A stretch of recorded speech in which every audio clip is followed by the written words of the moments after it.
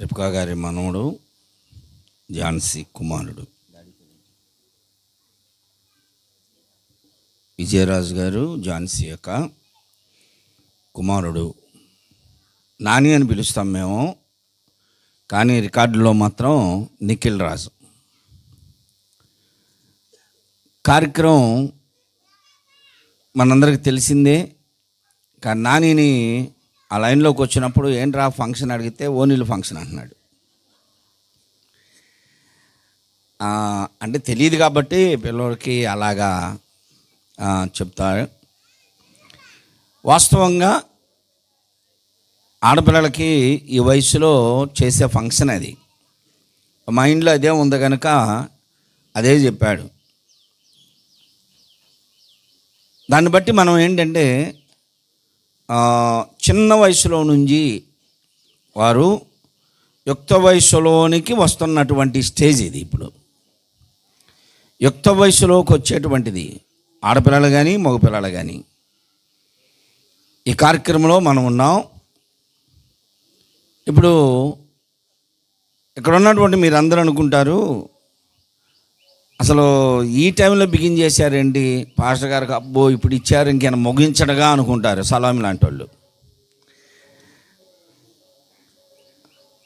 ఏ టయానికి ఇచ్చారో అది చూడాలి మీరు. బిగిన్ చేసిందే ఆలస్యం, మైక్ ఇచ్చింది ఇప్పుడు అంతా 1:10 అయింది. 1:10 కనీసం 15-20 నిమిషాలన్నా వాక్యం ఉండాలిగా. కానీ చాలామందికి ఇప్పుడు ఏముంటుందంటే ప్రార్థన ఎవరికి బైబిల్ చదివి ప్రార్థన చేసినా చాలు అనిపిస్తుంది. ఎందుకంటే ఆ సమయం అలాంటిది, తొందర పెడతా ఉంటుంది కాబట్టి కడుపు ఓరుగా బైబిల్ చదివి ప్రార్థన చేస్తే చాలు అనిపిస్తుంది.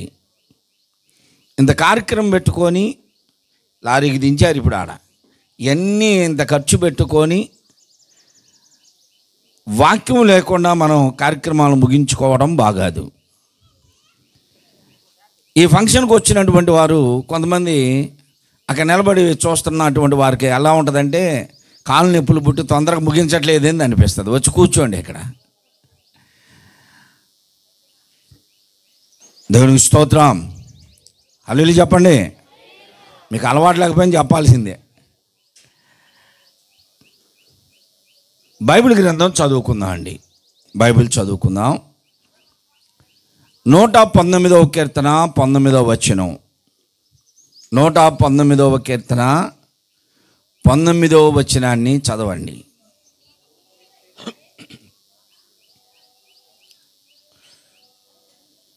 నూట 19వ కీర్తన 19వ వచనమా 9వ వచనం.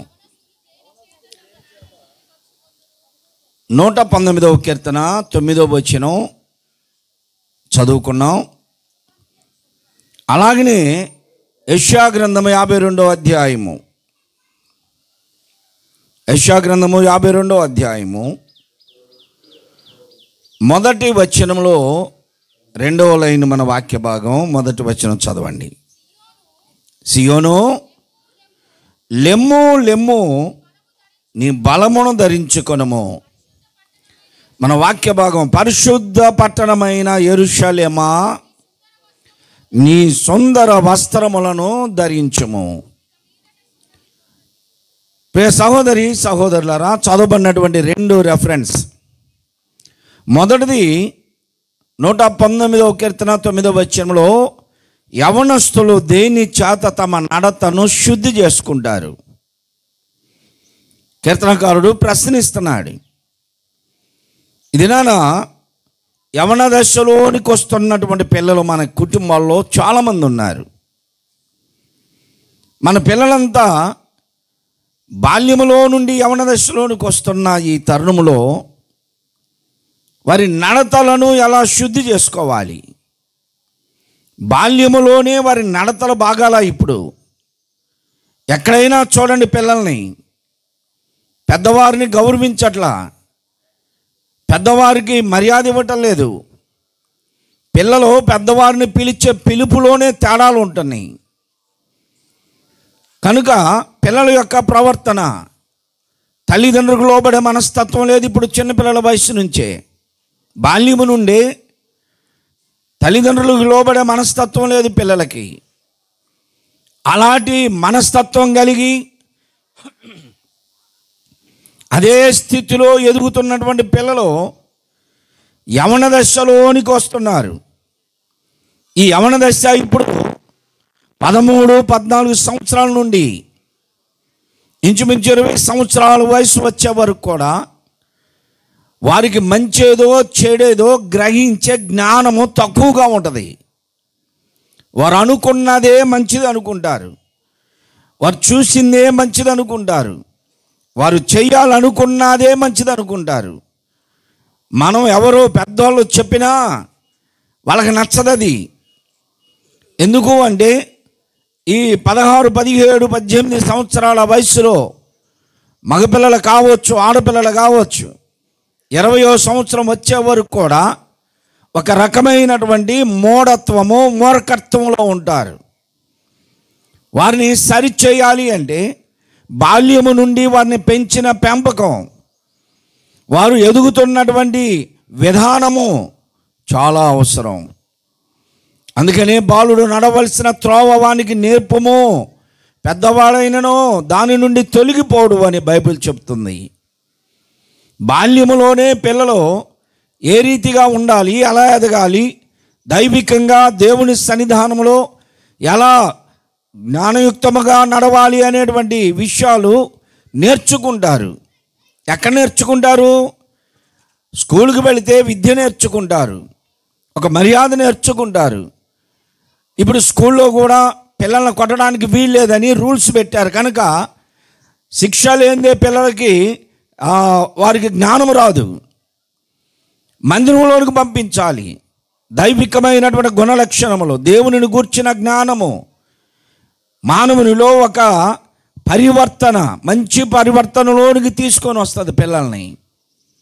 అలాగున చిన్నపిల్లల్ని సండే స్కూల్లో పెంచడం చాలా మంచిది. నాని అలాగా చిన్న వయసు నుండే మరి సండే స్కూల్లో ఎదుగుతున్నాడు. అయినా సరే సైకిల్ దొక్కుతాడు, బుల్లెట్ కంటే వేగంగా దొక్కుతాడు. ఆ లైన్లోకి వచ్చినప్పుడల్లా నేను అరుస్తూ ఉంటా, నీ వయసు ఎంత, నువ్వెంత, నీ సైకిల్ దొక్కడం ఎలాగా, అంత స్పీడా తగ్గించని. ఇప్పుడు వారిని మనము కంట్రోల్ చేయలేకపోతే ఇక ముందు అసలు మనం కంట్రోల్ చేయలేం. పిల్లల్ని వేగముగా వారి జీవితాన్ని నడుపుకుంటారు. ఈ బైకులు ఎలా వేగంగా నడుపుకుంటారో అదే ఉద్దేశ ప్రకారం వారి జీవితాన్ని వారు నడుపుకుంటూ ఉంటారు. దానికి బ్రేకులు కావాలి. పెద్దవారు వారిని సరిచేయాలి. ఎలాగూ వారి జీవితాన్ని శుద్ధి చేసుకుంటారు, క్రమపరుచుకుంటారు. యవన కాలంలోకి వస్తున్నటువంటి బిడ్డలు, అది బాలబాలికలు ఎవరైనా సరే, యవనస్తులు, స్త్రీలు, పురుషులు, ఎలాగ వారి నడతను శుద్ధి చేసుకుంటారు. ఇంట్లో వాళ్ళు చెప్తే వినరు, వీధిలో వాళ్ళు చెప్తే వినరు,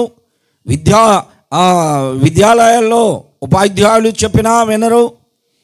ఈ మధ్యకాలంలో మీరు చూస్తుంటారు యూట్యూబ్లో ఒక అమ్మాయి టీచర్ గారిని భయంకరమైన బూతులు తిడుతున్నారు నడి రోడ్డు మీద. ఎలాగున్నారు ఇప్పుడు? కనుక యవనస్తులు దేని చేత తమ నడతను, అంటే వారి నడత, వారి జీవితం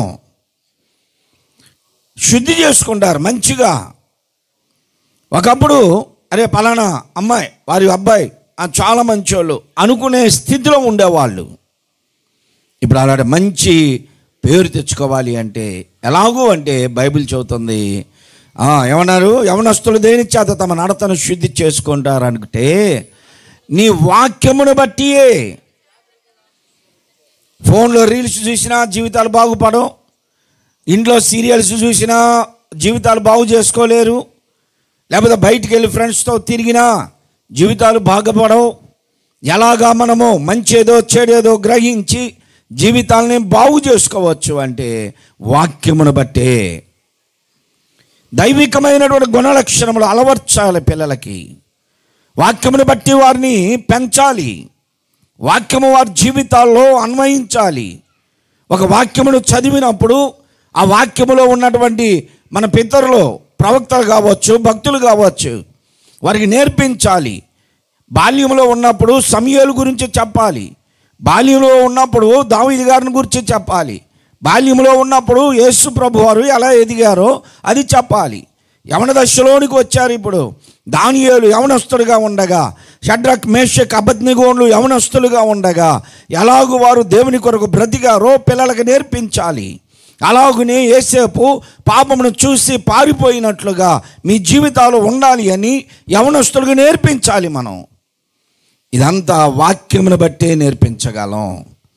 వాక్యమును చూపిస్తూ పిల్లలకి ఒకరి జీవితాన్ని మనం చూపించగలం. ఎవరిని? దానియేలును చూపించండి, షడ్రక్ మేషక్ అబేద్నెగోను చూపించండి, యేసేపును చూపించండి. ఈ చూపించాం మనం. ఎవరిని చూపిస్తాం? పవన్ కళ్యాణ్ బొమ్మలు చూపిస్తాం, ఇక సినిమా యాక్టర్లను చూపిస్తాం. వాళ్ళ అయ్యే మైండ్లో పెట్టుకుంటారు. మీరే పట్ల అంటే తల్లిదండ్రులు ఎలా వాదించుకుంటూ ఉంటారు, పిల్లలు కూడా అలాగనే తయారవుతూ ఉంటారు. ప్రభు కొరకు బ్రతకడం నేర్చుకోవాలి, ప్రభు కొరకు బిడ్డల్ని పెంచడం నేర్చుకోవాలి. అలాగూ ఎదుగుతూ ఉంటే ఇప్పుడు అంటున్నాడు, యెరూషలేమా యెరూషలేమా అంటున్నాడు. బైబిల్ గ్రంథంలో ప్రవక్త అయిన యెషయా గారి ద్వారా దేవుడు ప్రవశింపచేస్తున్నాడు.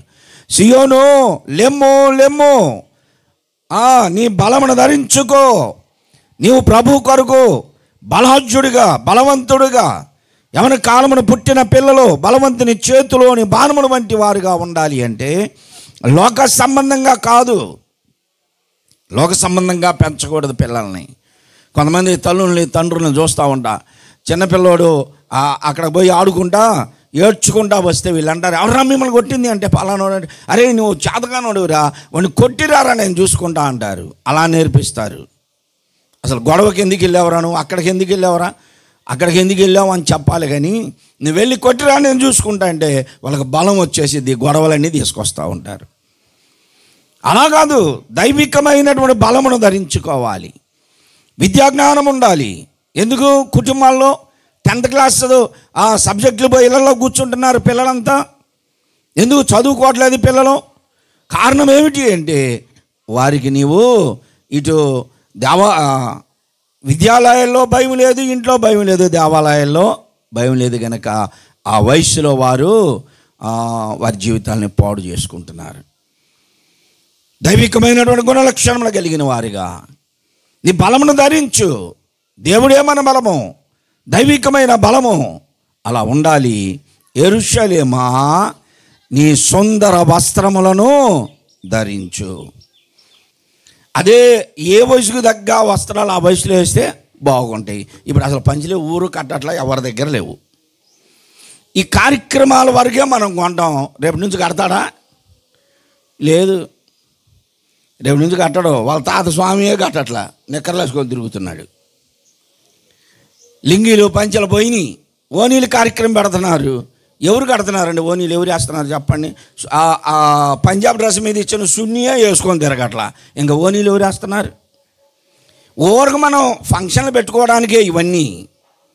కృతజ్ఞత కూటం అంతే. ఎందుకు అంటే ఇది ఈ కూటం దేనికి అంటే దేవుడు 13 సంవత్సరాల బిడ్డని క్షేమంగా ఉంచాడు. ఇప్పుడు కౌమార్యములోనికి వస్తున్నారు. కౌమార్యం అంటారు. బాల్య దశలో నుండి కౌమార్యం, మంచి చెడు తెలియదు, వారి నిర్ణయాలు వారే, ఇదే మంచిది అంటారు. అది తినరా అంటే ఝాన్సీ అన్నదనుకో, ఓమమే నాకొద్దు బా అంటాడు. ఇప్పుడు అసలు అంటే ఆ కౌమార్యం అలా ఉంటుంది అన్నమాట. ఉరకాళ్ళు ఎత్తుతూ ఉంటుంది. ఇంక ఇక్కడి నుంచి రక్తం అంతా కంట్రోల్ చేయాలి. ఇలాంటి వాళ్ళకి ఏం చేయాలి? మనం పగ్గాలేసి కంట్రోల్ చేయాలి. అంటే ఒక దెబ్బ పడాల్సిందే. ఒక దెబ్బ కొడుతూ ఊరుకుంటుంది మా చెల్లెలు.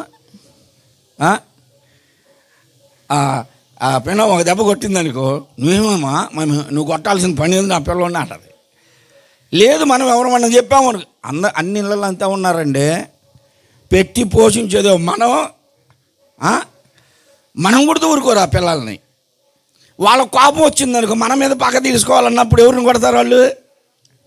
అత్త మీద అత్త మీద తగాద పెట్టుకోవాలి. వాళ్ళు ఎవరిని కొట్టిద్ది? ఆ పిల్లల్ని కొట్టేది. ఇప్పుడు ఆ అమ్మ నా పిల్లల్ని కొడతా, నా పిల్లల్ని కొట్టుకుంటా, నీకు ఇక్కడే గొడవ. కాబట్టి వారి కౌమారంలోనికి వస్తున్నటువంటి పిల్లలు గనక దైవభక్తి నేర్పించండి, దైవభక్తి నేర్పించండి. ఇప్పుడు వారు ధరించవలసిన వస్త్రములు ఏమిటి అంటే సుందర వస్త్రములు ఉండాలి, సుందర వస్త్రాలు. ఇప్పుడు మనమందరమును ఫ్యాషన్ వస్త్రాలు ధరిస్తున్నాం, కానీ సుందర వస్త్రాలు అవి ఆధ్యాత్మిక జీవితంలో మన క్రియలో వస్త్రాలకి పోల్చింది బైబిల్. మన క్రియలన్నీ, మనం చేసే పనులన్నీ వస్త్రాలకి పోల్చబడింది. ప్రకటన గ్రంథంలో అంటాడు దేవుడు, వారు ధరించినటువంటి వస్త్రములు ప్రకటన గ్రంథం 19:8 నిర్మలమైనటువంటి సుందర వస్త్రములు అవి. మరియు ఆమె ధరించుకొనుటకు ప్రకాశములను నిర్మలములైన సన్నపునార వస్త్రములు. మనల్ని గూర్చి మంచి చెప్పుకుంటున్నారు, మనల్ని గూర్చి గొప్పగా చెప్పుకుంటున్నారంటే మన క్రియలో వస్త్రములుగా మనం చుట్టుకున్నట్టే.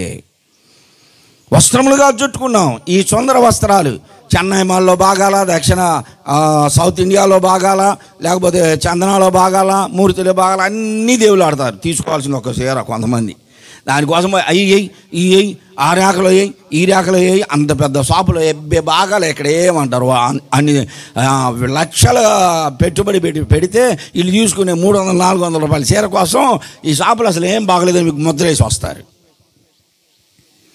ఇలాంటివి మనం ఎన్ని తీసుకున్నా సరే సుందర వస్త్రములు వేరు. నిన్ను గూర్చిని వీధిలో, నిన్ను గూర్చిని పేటలో, నిన్ను గూర్చిని కాలేజీలో, నిన్ను గూర్చిని మందిరంలో, నిన్ను గూర్చి నీ బంధువుల్లో ఏమనుకుంటున్నారో తెలుసా? అదే నీ సుందర వస్త్రం. మంచి, నువ్వు చాలా నీతిమంతురాలు, చాలా మంచిదని, చాలా అందరిని ఆదరిస్తావు, అందరినీ ప్రేమిస్తావు, అందరికీ నోట్లో నాలుగులాగా ఉంటుందండి అమ్మాయి, ఆ అబ్బాయి అలా ఉంటాడండి అని చెప్పుకుంటున్నారే, అదే సుందర వస్త్రం.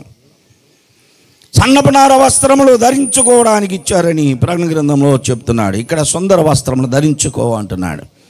దైవికమైనటువంటి గుణలక్షణములు కలిగి మనం ధరించాలి. 61వ అధ్యాయం యెషయా గ్రంథంలో 10వ వచనంలో అంటున్నాడు, రక్షణ వస్త్రములు అన్నాడు. రక్షణ వస్త్రములు, రక్షణ వస్త్రములు. ఇప్పుడు వాస్తవంగా మనము మన పితరులు మందిరాల్లో ఏం చేసేవారంటే, ఇప్పుడు నిర్ధారణ కార్యక్రమం జరుపుతారు ఈ వయసులో. నా పిల్లలకి జరిపించాను నేను. బాల్యంలోనే వారికి దేవుణ్ణి చూపిస్తూ వచ్చాం. 13 సంవత్సరాలు దాటి 14 సంవత్సరం వచ్చే సమయంలో మందిరంలోనికి తీసుకెళ్ళి నిర్ధారణ కార్యక్రమం చేయాలి.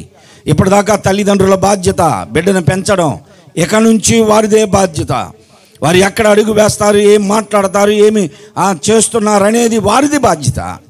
కాబట్టి నిర్ధారణ కార్యక్రమం, సుందర వస్త్రములు ధరించడం, రక్షణ వస్త్రములు ధరించడం, మందిరంలో వాక్యము వింటూ ప్రభువుని అంగీకరించి రక్షింపబడడం రక్షణ వస్త్రము. దాన్నే పేతురు మహానీయుడు మొదటి పత్రికలో రాస్తూ 3వ అధ్యాయం 4వ వచనంలో అన్నాడు, అక్షయ అలంకారము అన్నాడు. సాధువైనట్టు మృదువైనట్టు అక్షయ అలంకారము మీకు అలంకారముగా ఉండాలి. మాట్లాడితే కొక్కరిస్తారు పిల్లలు, ఏంటి మమ్మీ, ఏంటి డాడీ అని ఉంటారు. అలా కాదు, మృదువుగా మాట్లాడడం, సాత్వికంగా ఉండడం. ఎంత సాత్వికంగా ఉంటారో అది చాలా శ్రేష్టమైనటువంటిది. అదే విషయాన్ని అంటున్నాడు ఏబు గారు, నేను నా నీతిని వస్త్రముగా ధరించాను అన్నాడు. 29వ అధ్యాయం 14వ వచనంలో ఏబు గారు అంటున్నాడు, నా నీతిని నేను వస్త్రముగా ధరించుకున్నాను. మన నీతే మనల్ని వెంబడిస్తూ ఉంటుంది, మన మంచి మనల్ని వెంబడిస్తూ ఉంటుంది. మనల్ని గూర్చి ప్రజలు చెప్పుకుంటున్నటువంటి ఆ నీతి వాక్యములో మనల్ని వస్త్రములుగా చుట్టుకున్నట్టుగా ఉంటాయి. ప్రియ సహోదరి సహోదరులారా, మనమందరము క్రైస్తవులుగా ఏది మనం ధరిస్తున్నాం? జకర్యా గ్రంథము 3:4 అంటాడు, మలిన వస్త్రములు అన్నాడు. మలిన వస్త్రములు తీసివేయి, మలిన వస్త్రములు తీసివేసి సుందర వస్త్రములు ధరింపచేయి. మహిమ కలిగిన వస్త్రములు, తెల్లని వస్త్రములు, ఇవి మనము నీతిమంతులముగా నీతియుక్తమైనటువంటి జీవితమును జీవించవలసినటువంటి వారం. ఇవన్నీ మనకుంటే ప్రభు వచ్చినప్పుడు మనం ఎత్తబడతాం. అప్పుడు మనకి పెండ్లి వస్త్రము ఇయ్యబడుతుంది, పెండ్లి వస్త్రము ఇవ్వబడుతుంది. పెండ్లి వస్త్రము లేకుండా మనము పెండ్లి కుమారుడైనటువంటి క్రీస్తుని ఎదుర్కోలేము. పెండ్లి వస్త్రం అవసరం మనకి.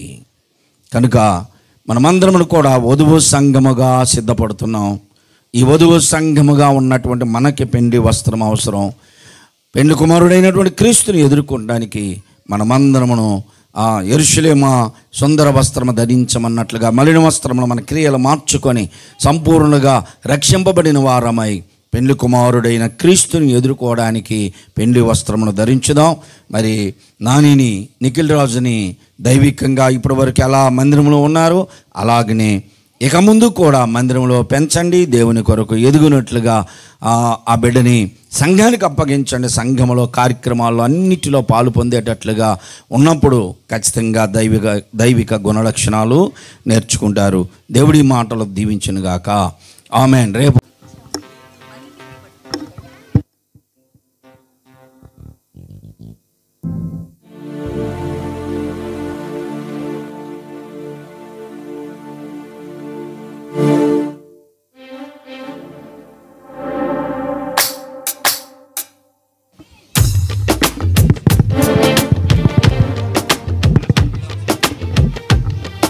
ప్రార్థన చేసిన తర్వాత కేక్ కటింగ్ చేసినాక పాట పాడుతూ ఉంటారు.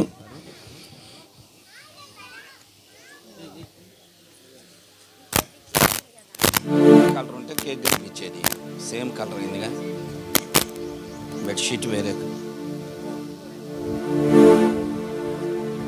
అవి కేక్ మీద.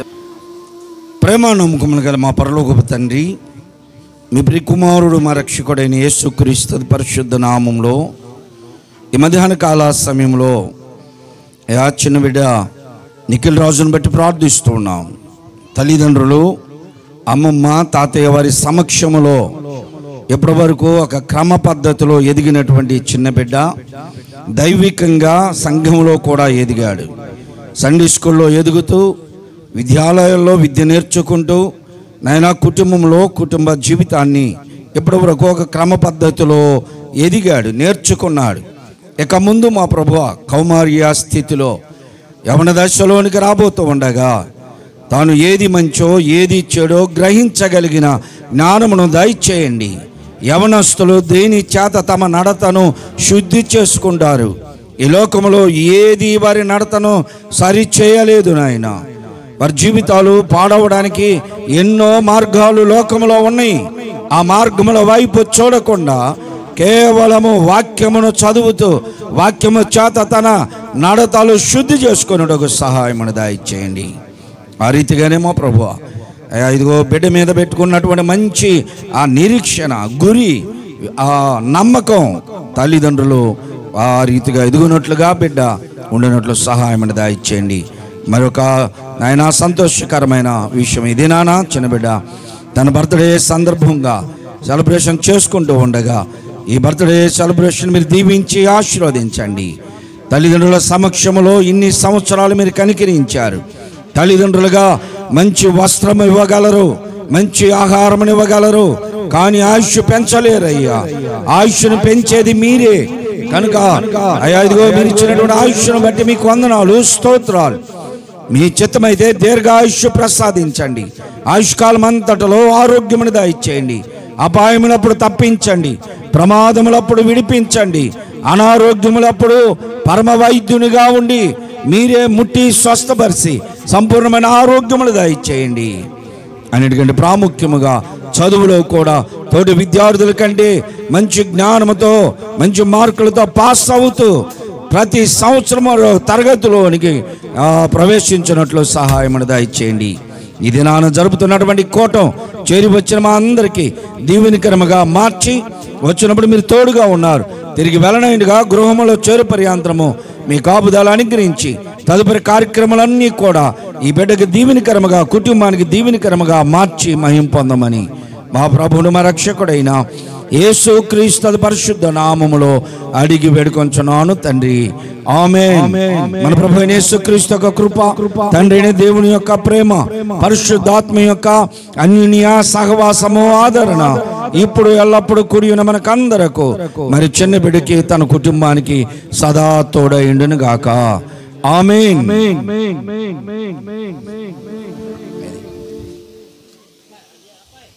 అది కింద పడ్డది చూడే ఇటండి Chaka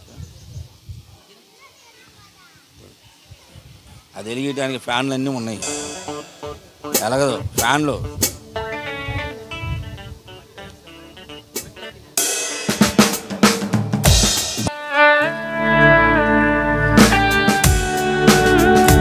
Happy birthday to you.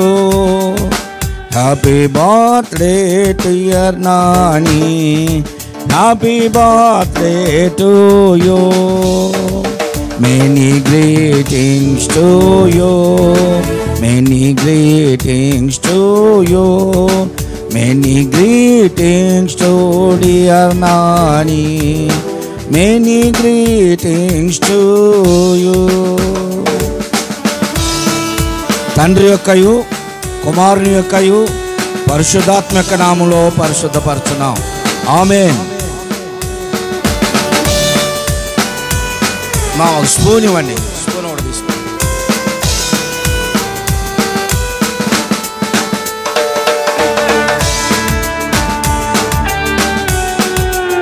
కార్యక్రమం ముగించబడింది. మీ కార్యక్రమాలు మీరు చేసుకోండి. రండి. కేక్ పెట్టే వాళ్ళు ఎవరైనా రండి. కేక్ పెట్టి బిడ్డను దీవించండి. మీరందరూ అటు ఇటు సైడు చైర్స్ తిప్పుకోండి. టేబుల్స్ చేస్తారు. టేబుల్స్ చేస్తారు అంతేగా. అటు ఇటు చైర్స్ తిప్పుకోండి.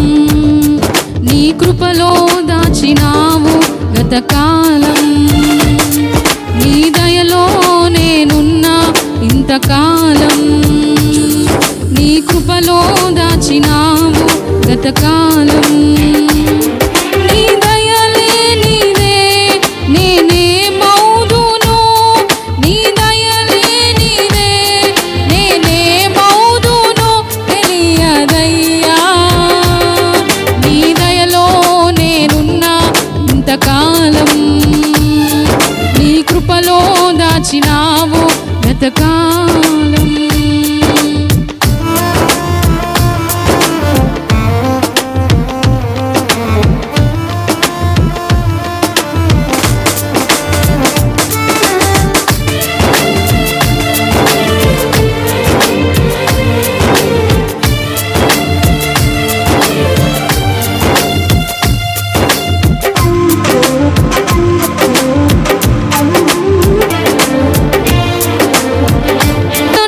చూపిస్తారు ఎనలేని ప్రేమను ఇలలో చేయాలని ఆశిస్తారు అందనంత గొప్పవారిగా